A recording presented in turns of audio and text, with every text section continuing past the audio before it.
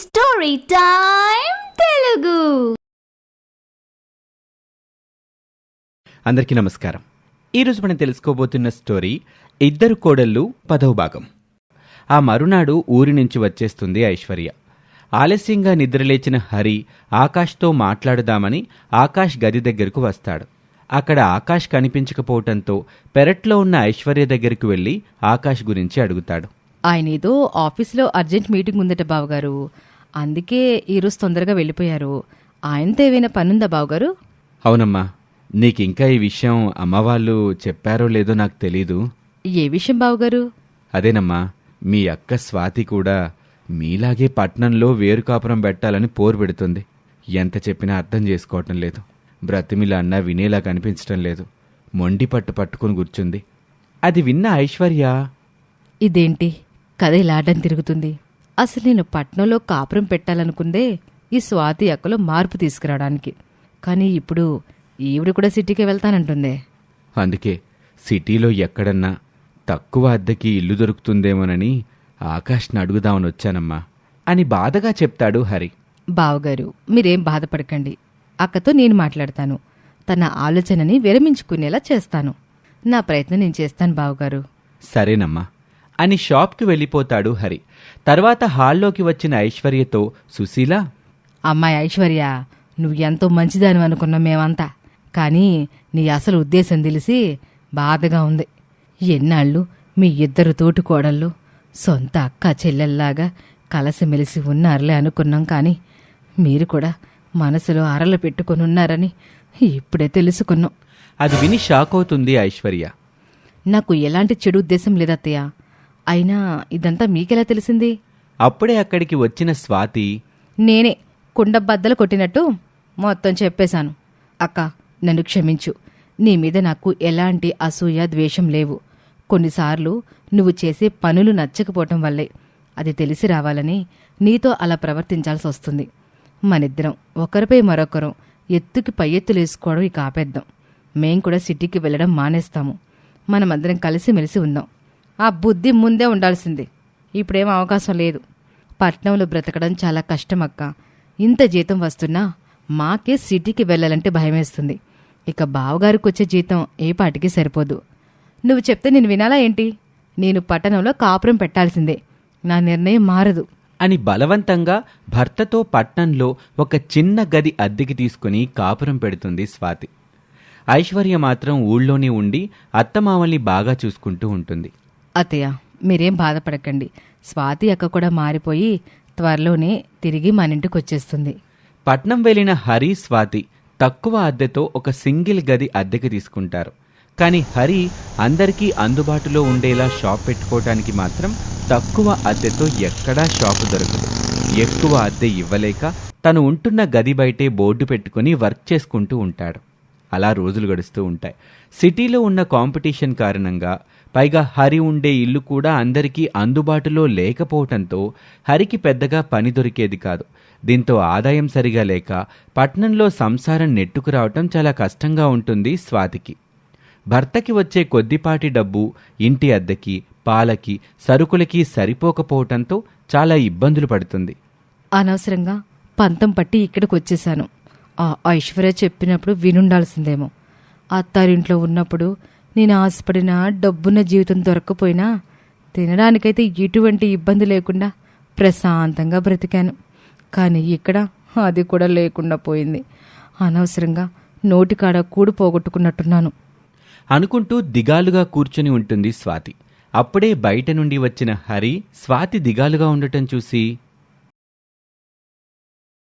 నేను నీకు ముందే చెప్పాను స్వాతి, నాకొచ్చే జీతంతో ఇక్కడ బ్రతకటం చాలా కష్టమని. విన్నావా?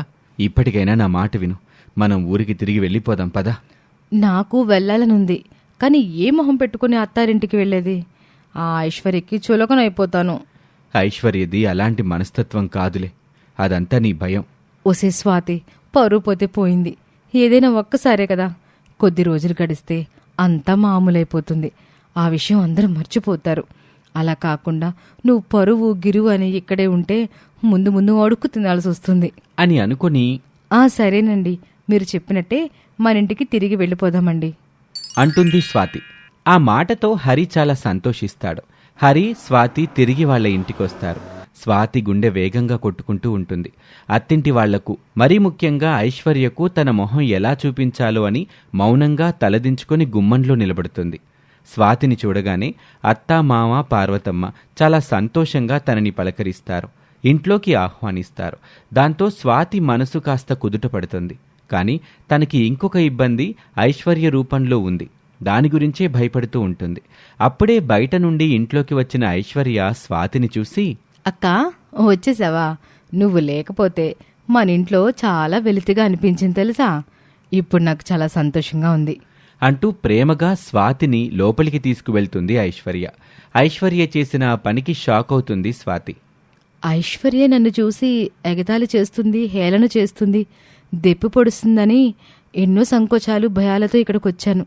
తీరా చూస్తే ఐశ్వర్య అందుకు పూర్తి భిన్నంగా ప్రవర్తిస్తుంది.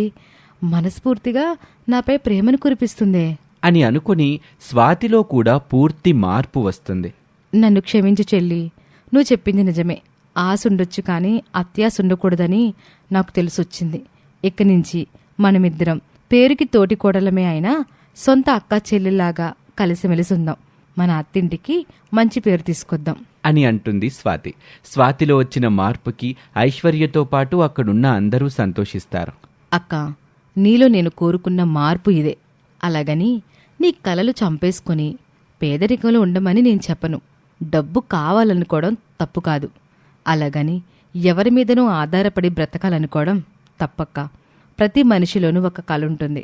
అలాగే నీకు కూడా టైలరింగ్ బాగా వచ్చని నేను విన్నాను. నీకున్న టాలెంట్తో నువ్వు కూడా బాగా సంపాదించు. అది నిజమే ఐశ్వర్య. కానీ నేను ఎంత మోడల్గా స్టిచ్చింగ్ చేసినా ఇది పల్లెటూరు కదా, అంతగా ఎవరూ పట్నంలోలాగా ఎక్కువ డబ్బులు పెట్టి కుట్టించుకోరు కదా.